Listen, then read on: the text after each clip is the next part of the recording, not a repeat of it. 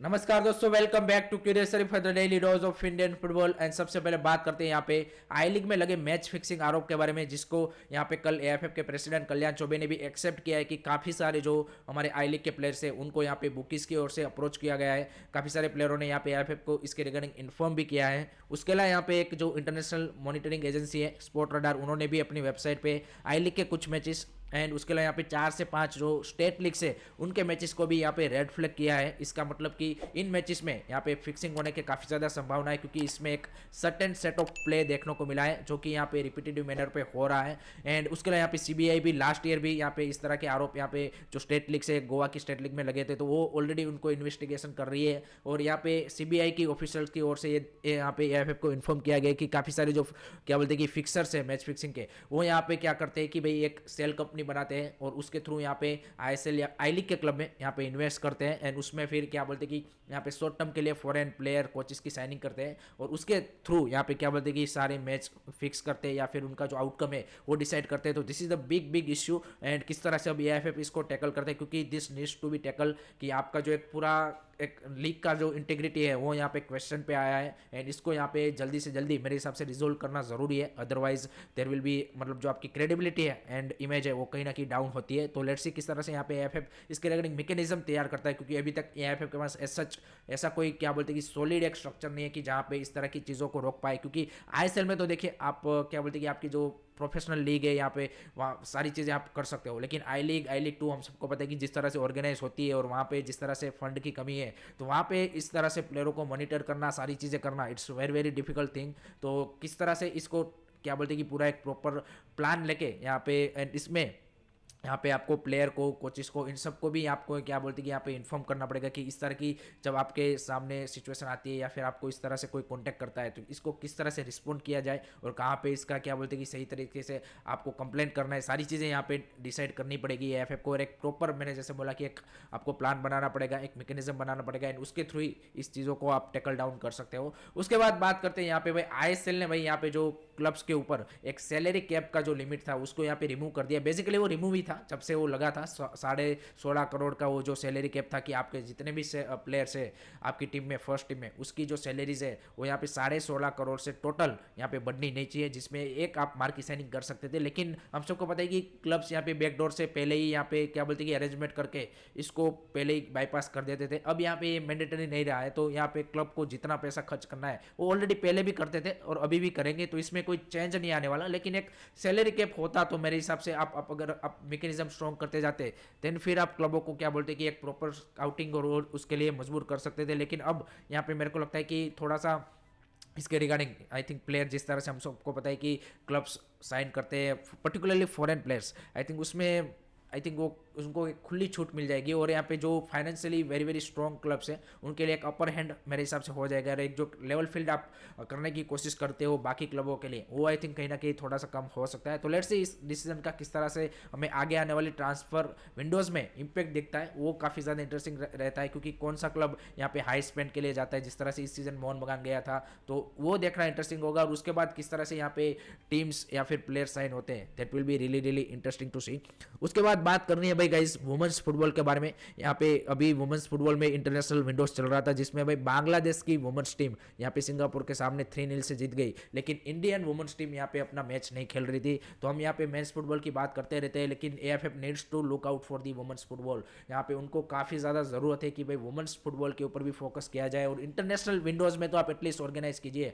हम ये नहीं बोल रहे कि आप आउटसाइड इंटरनेशनल विंडो, आपके पास इतना बड़ा लीग नहीं है तो आउटसाइड विंडो मत देखिए, लेकिन एटलीस्ट जब इंटरनेशनल विंडो है वुमेन्स फुटबॉल का, उसमें तो आपकी टीम को खिलाइए। अब आप उसमें भी नहीं खिला रहे हो, और बांग्लादेश जैसा एक कंट्री जो खिला रहा है अपनी जो वुमेन्स टीम है वो उसको क्या बोलते हैं कि ज़्यादा इंपॉर्टेंस दे रहा है। तो ये हमारे लिए काफ़ी ज़्यादा मतलब क्या बोलते हैं कि शर्मिंदगी वाली बात है कि हम हमारी वुमेन्स टीम को उतना अपॉर्चुनिटी या फिर एक्सपोजर नहीं दे रहे हैं। लेट होप सो एएफएफ इस मैटर को सीरियसली ले, और जिस तरह से उन्होंने इस सीजन या फिर इस साल 2023 में जो मेंस इंटरनेशनल मैचेस को अरेंज किया था और 16 मैचेस खेले हैं हमारी मेंस टीम ने, उसी तरह से लेट होप सो कि नेक्स्ट ईयर से 2024 से वुमेन्स टीम के लिए भी जितने भी इंटरनेशनल विंडोज आते हैं उसमें प्रॉपर तरीके से मैच का ऑर्गेनाइजेशन हो। और ऑलरेडी हम सबको पता है कि नेक्स्ट वीक से यहाँ पे आई लीग भी वुमेन्स लीग भी स्टार्ट हो रहा है, तो लेट होप सो उसको भी और भी ज़्यादा एक्सपांड एक्सपेंड किया जाए ताकि वुमेन्स फुटबॉल भी उसी पेस पे ग्रो कर पाए जिस तरह से हम एक्सपेक्ट कर रहे हैं. सो दिस इज़ वन क्या बोलते हैं कि थिंग जो यहाँ पे एफ को लुक आफ्टर करनी है. Let's move on to the another news and that's regarding ISL. तो आईएसएल में भाई कल यहाँ पे एक ज़बरदस्त मुकाबला हमें देखने को मिला, Jamshedpur FC versus Odisha FC.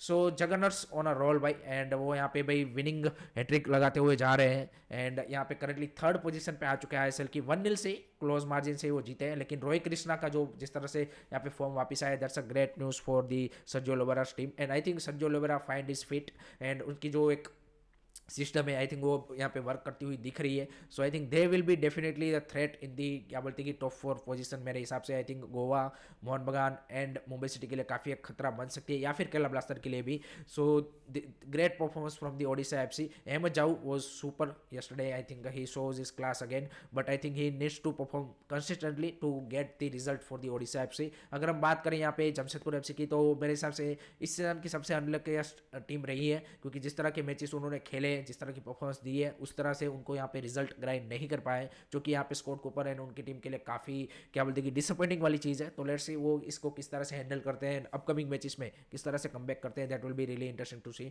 उसके बाद में आज भी एक धमाकेदार मुकाबला है, वो है यहाँ पे हैदराबाद एफसी वर्सेस मोहन बगान. क्योंकि मोहन बगान यहाँ पे इतनी इंजरीज के साथ यहाँ पे स्ट्रगल कर रहा है. यहाँ पे एएफसी कप में जिस तरह से क्या बोलते हैं कि ओडिशा एफसी से थ्रेसिंग लेके आ रहा है, आई थिंक उसके बाद यहाँ पे जोआन फेरांडो के लिए this is going to be really really important match, क्योंकि Hyderabad FC down and out है. तो आपके पास गोल्डन अपॉर्चुनिटी है कि आपका जो एक विनिंग मोमेंटम है वो वापस लाने के लिए, कॉन्फिडेंस वापस लाने के लिए. एंड उसमें आई थिंक जो सबसे इंपॉर्टेंट रोल प्ले करने वाले हैं वो है यहाँ पे ह्यूगो मोमो. आई थिंक वो एक क्रिएटर का रोल आई थिंक यहाँ पे जॉन फेरांडो के लिए कोई कर सकता है, तो आई थिंक वो ह्यूगो बोबो से बेटर कोई नहीं है. तो लेट्स सी किस तरह से आज यहाँ पे जमशेदपुर क्या बोलते हैं कि मोहन बगान की परफॉर्मेंस हैदराबाद एफसी के सामने रहती है. That will be decide I think Joan Fernandes future also. मेरे हिसाब से कि जो आगे आने वाले ये 2-3 आईएसएल के मैचेस है उसके ऊपर ही डिपेंड करेगा कि क्या जॉन फर्नांडो यहाँ पे मोहन बगान में कंटिन्यू करेंगे, या फिर यहाँ पे जो क्या बोलते हैं कि एंटोनियो हवास है वो यहाँ पे टेक ओवर कर जाएंगे. So my prediction for this match is I am seeing a 1-1 draw guys. Let me no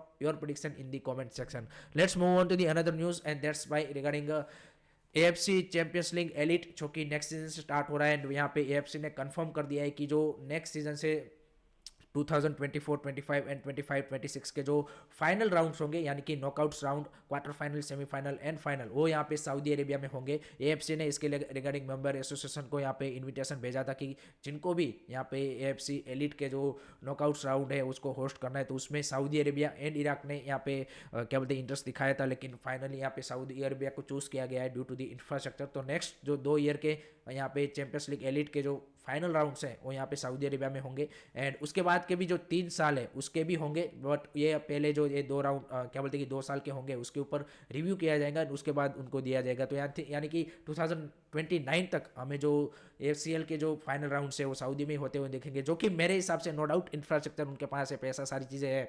लेकिन आई थिंक चैंपियंस लीग के हिसाब से मेरे को ये सही नहीं लगता कि आप यहाँ पे quarter final, semifinal and final जैसे क्रूशियल मैचेस आप एक ही कंट्री में लगातार 5 साल तक करते जाओगे. मतलब ये कहीं से भी, मतलब आप किस तरह से गेम को ग्रो करना चाहते हो, मेरे को तो समझ में नहीं आता. सिर्फ यहाँ पे एक ही पॉइंट ऑफ व्यू दिखता है, मनी. अदर देन दैट आप कोई क्या बोलते हैं कि पॉइंट ऑफ व्यू नहीं दिख रहा है. और आपके quarter final, semifinal, final single leg ही हो गए. यहाँ पे जो बाकी कंट्रीज पार्टिसिपेटिंग कर रहे हैं उसमें मतलब आपके जो इस तरह के जो एक्साइटिंग मैचेस है वही ऑर्गेनाइज नहीं करना, I think that's really really disappointing to be honest. मेरे हिसाब से उसमें वो कोई डाउट वाली बात नहीं है. Let's move on to the last news, and that's regarding the FIFA अंडर-17 वर्ल्ड कप, जिसका आज फाइनल है भाई. एंड यहाँ पे फ्रांस वर्सेस जर्मनी के बीच में खेला जाएगा 5:30 बजे से इंडियन स्टैंडर्ड टाइम के हिसाब से. एंड फीफा प्लस की जो एप्लीकेशन है उसके ऊपर आप इस मैच को देख सकते हो फ्री में. So this is going to be really really exciting match. जिस तरह से फ्रांस का भी परफॉर्मेंस रहा है थ्रू आउट द टूर्नामेंट, जिस तरह से जर्मनी का भी रहा है, कुछ एक्साइटिंग टैलेंट्स भी हमें थ्रू आउट द फीफा अंडर-17 वर्ल्ड कप देखने को मिला है. तो लेट्स सी कौन यहाँ पे विन करता है, वो देखना इंटरेस्टिंग सा बन जाता है. So that's it from my side guys regarding today's Indian football news. I hope कि आपको वीडियो पसंद आया हो. Keep supporting Indian football. Don't forget to like, share, subscribe. जय हिंद, जय भारत.